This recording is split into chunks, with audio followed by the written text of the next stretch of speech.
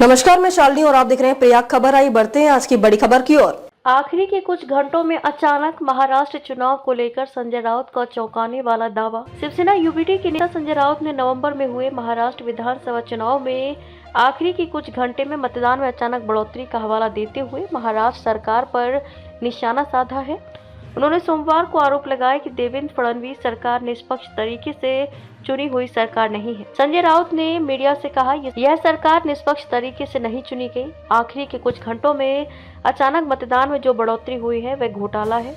निर्वाचन आयोग ईसीआई इस पर उचित जवाब नहीं दे पा रहा है। राज्य में 76 लाख वोटों की बढ़ोतरी हुई है, यानी कि 150 सीट पर 20,000 और 25,000 वोट या प्रति मतदान केंद्र पर 100 से 150 वोट बढ़ गए। अमित शाह पर लगाया ये आरोप। राउत ने कहा, एकनाथ शिंदे के नेतृत्व वाली शिवसेना केंद्रीय गृह मंत्री और बीजेपी के प्रमुख रणनीतिकार अमित शाह के निर्देशों पर काम कर रही है।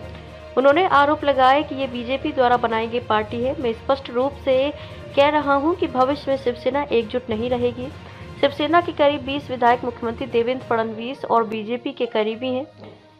दिल्ली चुनाव को लेकर क्या बोले संजय राउत? उन्होंने ये भी कहा कि आम आदमी पार्टी दिल्ली चुनाव जीतेगी, जिसके लिए मतदान 5 फरवरी को होगा और नतीजे 8 फरवरी को घोषित किए जाएंगे।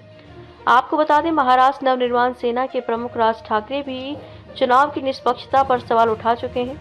ठाकरे ने पिछले महीने मुंबई में मनसे नेताओं और कार्यकर्ताओं को संबोधित करते हुए चुनाव परिणामों पर संदेह व्यक्त किया। उन्होंने सवाल किया कि अजीत पवार के नेतृत्व वाली राष्ट्रवादी कांग्रेस पार्टी एनसीपी ने विधानसभा चुनाव में 41 सीटें कैसे जीती, जबकि उसे कुछ महीने पहले हुए लोकसभा चुनाव में उसे केवल 1 सीट मिली थी।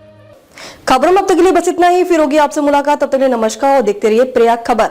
ऐसे ही लेटेस्ट अपडेट पाने के लिए हमारे चैनल को सब्सक्राइब करें और तुरंत नोटिफिकेशन पाने के लिए बेल आइकन प्रेस करना ना भूलें। यदि आप हमें फेसबुक या इंस्टाग्राम के माध्यम से देख रहे हैं तो हमारे पेज को फॉलो जरूर करें। धन्यवाद।